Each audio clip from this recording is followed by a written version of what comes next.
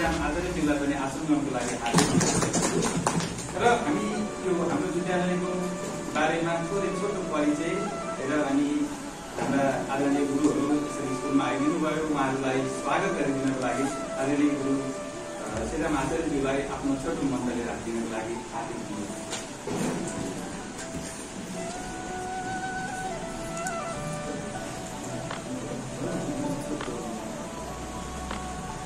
सम्पूर्णमा विवाहकालीन नमस्कार। दुर्गालक्ष्मी नमुना माली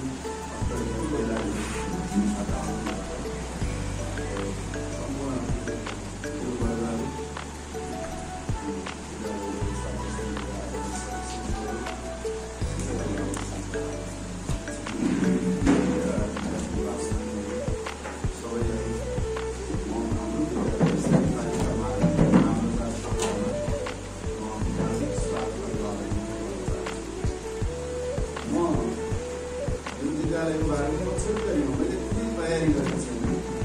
आज बिदाको दिन भएको लागि हाम्रो विद्यालयका जति विद्यालयका बारेमा हामीसँग भएका केही स्पेस राइट्सहरू पनि हामी यहाँलाई अलिकति बोलाउनु गराउन सक्ने समय त्यस्तै भयो। यहाँले हिजो मात्र खबर गरिदिनु भएको केही साथीहरूले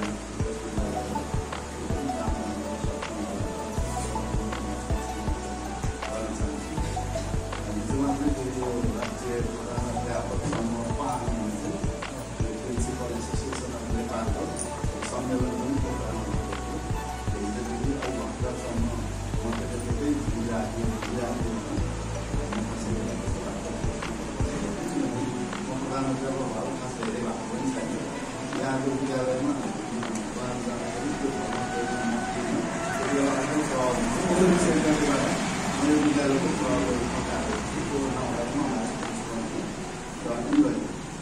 सम्पूर्णमा न्यानो अभिवादन गर्न चाहन्छु। सबैलाई हार्दिक स्वागत गर्न चाहन्छु। कास्की जिल्लामा रहेका 230वटा सामुदायिक विद्यालयमध्ये हाम्रो विद्यालय कास्कीको अति उत्कृष्ट विद्यालय पनि होइन र कमजोर विद्यालय पनि होइन। हाम्रो विद्यालय अलिकति मध्यम स्तरमा रिजल्टको हिसाबले, विद्यार्थीको हिसाबले हामी धनी छौँ। विद्यार्थीको हिसाबले हामी जब 4 सालको इंग्लिश डिपार्टमेन्टमा 2584 जना विद्यार्थीहरू कक्षा नर्सरीदेखि 12 कक्षासम्म पढ्नुहुन्थ्यो। 2584 जना। यस वर्ष चाहिँ शिक्षक हामी भएका कारणले हाम्रा केही विद्यार्थीहरू अझै पनि गाउँ छोडेर यहाँ आइसक्न नसकेको स्थिति छ। केहीजना आउँदै पनि हुनुहुन्न। हामीले सबै एकदम एक्ज्याक्ट यो वर्षको विद्यार्थी तथ्याङ्क अहिले हामी भर्खर दिन अलि असमर्थ छौँ र अहिले भर्खर अस्ति जेठको 2 गते सकिएको कक्षा 12को परीक्षामा हाम्रो कक्षा 12बाट 600 जना विद्यार्थी 602 जना विद्यार्थीले अहिले 12 कक्षाको बोर्ड इक्जाम दिएका छन् र अब आउने 14 गतेबाट हुने 11 कक्षाको परीक्षा यस विद्यालयमा 11 कक्षाको हाम्रो जिल्लाभरिमा +2 चलेको 11-12को एउटै बोर्ड एउटै चाहिँ क्वेसनहरू बनाउने हाम्रो एउटा बोर्ड छ। त्यसले प्रश्न निकाल्छ र उनीहरूको नाम संख्या रिजल्ट पनि त्यही अनुसार निकाल्नु चलेर र अब 14 गतेबाट बिहान 7 बजेबाट 10 बजेसम्म 11को परीक्षा हुन्छ। त्यसको पटक हाम्रो विद्यालयबाट 405 जना विद्यार्थी कक्षा 11बाट सम्मिलित हुँदैछ। यो विद्यालयको प्रारम्भिक पठन पाठन यो पश्चिमाञ्चल क्षेत्रीय अस्पताल भनिन्छ, जसलाई गण्डकी हस्पिटल पनि भनिन्छ। अहिले नै राष्ट्रिय गण्डकी प्रज्ञा होइन विज्ञान प्रतिष्ठान भनेको स्वास्थ्य विज्ञान प्रतिष्ठान, गण्डकी स्वास्थ्य विज्ञान प्रतिष्ठान गण्डकी हस्पिटलको नामले चिनेको। त्यहाँ एउटा खनियाको रूपमुनि यो विद्यालयको जन्म भएको भन्ने यहाँका ऐतिहासिक व्यक्तिहरूले हामीलाई सुनाउनुहुन्थ्यो।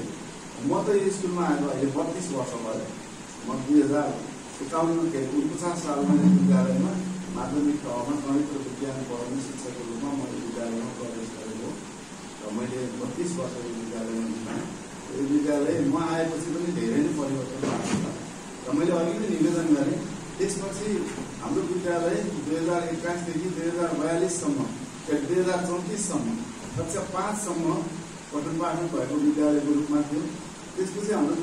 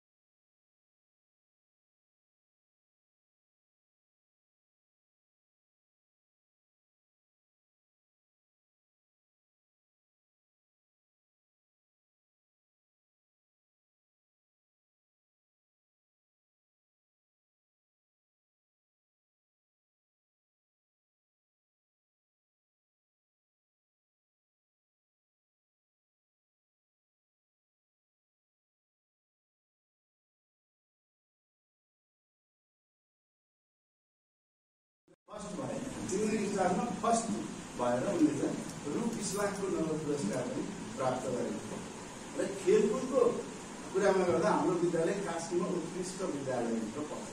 किनभने खेलकुदमा हाम्रो विद्यालयले फुटबल भलिबल लगायत अनेक क्रियाकलापमा प्रायः जसो फर्स्ट पोजिसन ल्याएर विद्यालयलाई हरेक पटक अब विभिन्न बेलामा प्रतियोगितात्मक क्रियाकलापहरूमा हाम्रो विद्यालयले खेलकुदको क्षेत्रमा पठन पाठनको क्षेत्रमा भन्दा पनि खेलकुदको क्षेत्रमा राम्रो नतिजाहरू दिएको हामीले देखेका छौँ।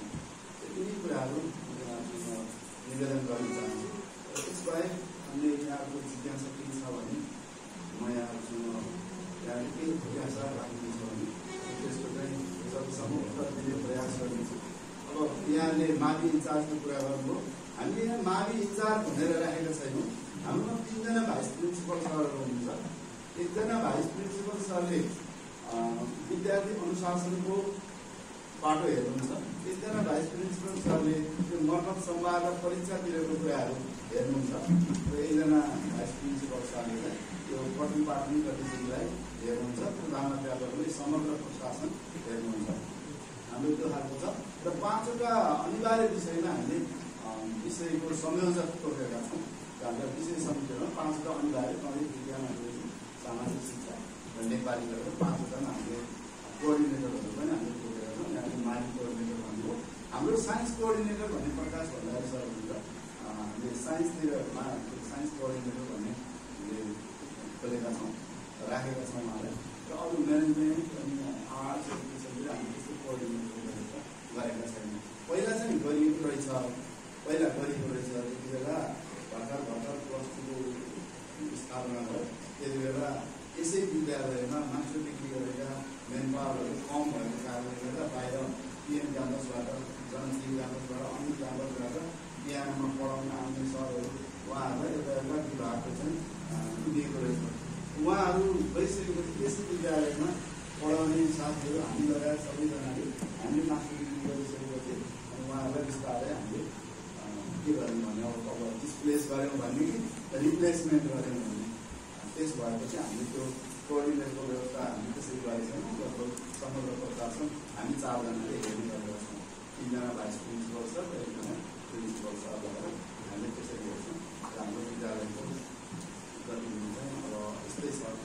यिनीहरूले यही कुरा निवेदन गर्न चाहन्छु। अनि केही जिज्ञासा भयो र हाम्रो केही प्र्याक्टिसहरू भने प्र्याक्टिसको कुरा पनि यहाँलाई बताएँ। अनेक केही भयो म केही उपस्थित हुने बाचासहित केही बेर म विश्राम लिन चाहन्छु र धन्यवाद। सरलाई धेरै धन्यवाद। सरले हाम्रो विद्यालयको बारेमा विभिन्न पक्षहरूको बारेमा जानकारी दिनुभयो। साथीले यहाँ ललित सरले चाहिँ मलाई त्यो बिहानमै खबर गर्नुभयो, सरलाई पनि खबर गर्नु पाएन। पहिला भन्नुभएको हामी आउँछौँ तपाईँको स्कुलमा भनेर, तर पहिला आउने भनेर ठ्याक्क नभनेको भएर हजुरहरूलाई हामीले अरू अन्य तयारी गरेर धेरै कुराहरू हामीले जानकारी दिनु सकेनौँ।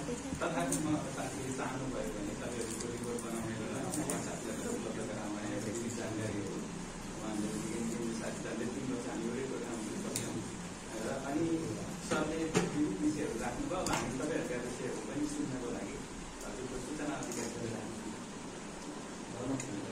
भ्रमण संयोजक सरलाई चाहिँ हजुरको विद्यालयको बारेमा विविध जानकारी दिएको लागि हार्दिक धन्यवाद कार्यक्रम सञ्चालक सर, आदरणीय विद्यालयका प्रतिनिधिहरू र समग्र हाम्रो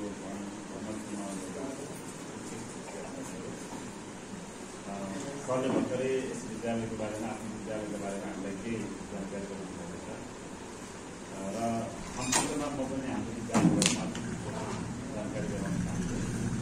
हाम्रो विद्यालय 2030 सालमा स्थापना भएको विद्यालय हो र पहिलोपटक 2052 सालमा पहिलोपटक एसएससीमा चाहिँ सम्मानित भएको विद्यालय हो। 2061-62तिर हामी +2 मास्टर कोर्स गरेका छौँ। 62तिर 61-62मा यो +2 दिएको, जसमा चाहिँ सुरुमा 3वटा चाहिँ संकायहरू व्यवस्थापन, आर्ट्स र एजुकेसन हप्तामा 5 दिन टाइम चाहिँ अनि एक्स्ट्रा करिकुलर एक्टिभिटी चाहिँ हाम्रो प्रत्येक हप्ता हुन्छ। एक्स्ट्रा करिकुलर एक्टिभिटीको हामीले छुट्टै कोअर्डिनेटरै तोकेर एक्स्ट्रा करिकुलर एक्टिभिटिजहरूको लागि हामीले कार्यक्रमहरू छुट्याएका छौँ। हिजो मात्रै हामीले हाउस डिभिजन गरेका छौँ। हाम्रो एक्स्ट्रा करिकुलर एक्टिभिटी हरेक हप्ता हुन्छ, हरेक हप्ता। अब विशेष अब इक्जाम पऱ्यो भने अथवा स्कुलका अरू कुनै स्पेसल फङ्सनहरू पऱ्यो भने हुँदैन, नत्र भने हामीले अब हातेले जवाब, हामी साइन्स क्विज, म्याथमेटिक्स क्विज, अनि त्यस्तै अब हिन्जे प्रतियोगिताहरू, कविता प्रतियोगिता, अनि बगैँचा यो के प्ले कार्डहरू बनाउने प्रतियोगिता, अनि यो शुभकामना कार्ड बनाउने प्रतियोगिता, यस्तो यस्तोहरू हामीले चाहिँ हरेक हप्ता हप्तामा सञ्चालन गर्छौँ। र त्यो हामीले तीन क्याटेगोरीमा भन्छौँ। 5 कक्षासम्मकोलाई एउटा प्रतिस्पर्धामा राख्छौँ हामी, त्यसपछि 6, 7, 8लाई हामीले एउटामा राख्छौँ, 9 र 10लाई हामीले एउटामा राख्छौँ, 9 देखि 12सम्म हामीले एउटामा राख्छौँ है। त्यो 3 क्याटेगोरीमा राख्छौँ। विज्ञान हामीले वर्षमा 4 चोटि गर्छौँ सर। हाम्रो यो महानगरपालिकाभित्रका केही विद्यालयहरूमा चाहिँ 15वटा विद्यालयको एउटै क्लस्टर छ। त्यो 15वटै विद्यालयको एउटै क्यालेन्डर छ र एउटै वर्किङ प्लान छ। इयरली प्लान अलरेडी हामीसँग आइसकेको छ। इयरली प्लान अब फर्स्ट टर्म इक्जाम हाम्रो असार 15बाट भन्ने थियो। अहिले यो शिक्षक आन्दोलनको कारणले हामी त्यो 9 दिनलाई कम्पेन्सेसन गर्नको लागि हामीले वर्ग विधालाई 6 दिन घटाएका छौँ र पछि दशैं विधालाई हामीले 3 दिन घटाएका छौँ गरेर हामीले 9 दिन त्यसरी कम्पेन्सेट गर्दैछौँ। त्यही भएर अब असारको 22 गतिबाट हाम्रो पहिलो टर्मिनल इक्जाम हुन्छ र पहिलो टर्मिनल इक्जाम चाहिँ त्यो क्लस्टर लेभलमा हुन्छ, वर्षमा 4 चोटि हुन्छ। एउटा असल 1 गतेबाट छ, त्यसपछि मङ्सिरको 22 गतेबाट छ, त्यसपछि फाइनल राउन्ड। अब महानगरपालिकाले 8 कक्षाको सेड्युल अनि राज्य परीक्षा बोर्डले एससीको सेड्युल कहिले निकाल्छ अनि त्यो अनुसार फाइनल राउन्ड हुन्छ। वर्षमा 4वटा चाहिँ टर्मिनल इक्जामहरू हुन्छन्।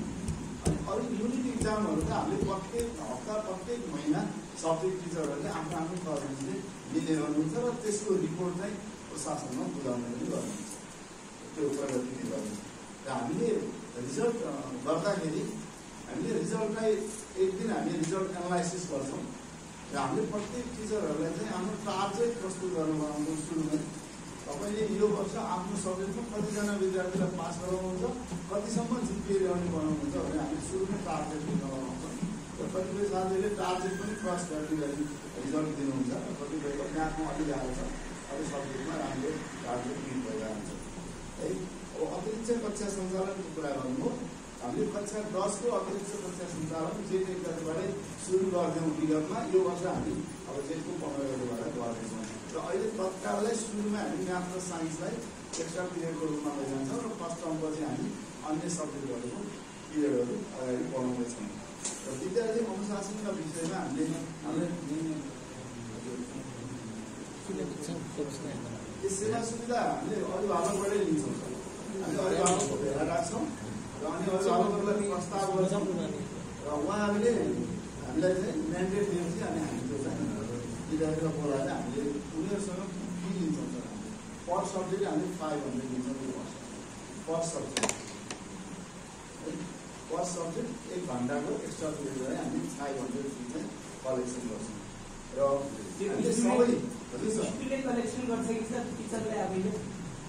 स्कुलले कलेक्सन गर्छ, टिचरलाई चाहिँ स्यालेरी दिन्छ। स्कुलले कलेक्सन गर्छ, टिचरलाई पुरै 500 दिने भयो। हजुर पुरै 500 नै दिने भयो? दिँदैन, पुरै दिँदैन। केही विद्यालयलाई पनि नाफा हुने गरेर यहाँ एडमिनिस्ट्रेसनमा उठ्ने वर्गलाई दिनु पऱ्यो, चौकीदारलाई दिनु पऱ्यो होइन, सरसफाइ कर्मचारीलाई दिनु पऱ्यो, सबै टिचरले पाउनुहुन्न। टिचरको लागि एउटा सर्टेन पिरियड बेसिसमा मन्थली स्यालेरी जाँदा उहाँलाई चाहिँ त्यसमै पेमेन्ट हुन्छ। मन्थली कति दिने गर्नुभएको? मन्थली हामी 12,500 दिन्छौँ एक पिरियड। त्यसमा चाहिँ सोसियल सेक्युरिटी ट्याक्स चाहिँ 1% पनि काटिन्छ है, त्यसो गरेको छ। अब विद्यार्थी अनुशासनका कुरा गर्नुभयो। अब अनुशासनको कुरा गर्दा हाम्रो विद्यालयको विद्यार्थीहरू अनुशासित छन् भन्ने लाग्छ मलाई। हामीले धेरै प्रयास गरेका छौँ र अनुशासनको पाटो भनेको एकदम जटिल कुरा हो।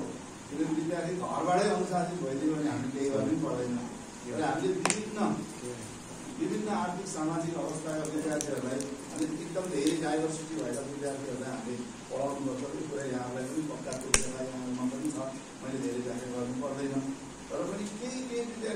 बाहेक हाम्रोमा त्यस्तो समस्यामूलक विद्यार्थीहरू हामीसँग त्यति छैनन् र कुनै समस्यामूलक विद्यार्थीहरू भयो भने उहाँले भने जस्तै हामी अभिभावकलाई सम्पर्क गर्छौँ र उहाँसँग हामीले एउटा परामर्श कक्ष भनेर यहीँ बनाएको छौँ। यही तलमा एउटा परामर्श कक्ष छ। हामी त्यहाँ परामर्श कक्षमा कक्षा शिक्षक अनि हाम्रो सर क्लास के अरे हाम्रो शिवजी तिवारी सर सबैभन्दा मिठो बोल्ने सबैभन्दा राम्रो बोल्ने सर उहाँ हुनुहुन्छ हाम्रो विद्यालयको। अनि त्यसपछि प्रधान अध्यापक अनि त्यसपछि अभिभावक र विद्यार्थीलाई राखेर हामीलाई यसलाई सुधार गर्ने प्रयास गर्छौँ। हामीले अनुशासनतिर त्यो गरेका छौँ। सरसफाइमा पनि स्थिति राम्रै छ। हाम्रोमा स्विपरहरूले केही सरसफाइ कुराहरू गर्नुहुन्छ र कक्षा कोठा बेलुका जाँदा हाम्रो सरसफाइ कर्मचारीहरूले गर्नुहुन्छ र क्लासरुममा कुनै पनि विद्यार्थीले त्यो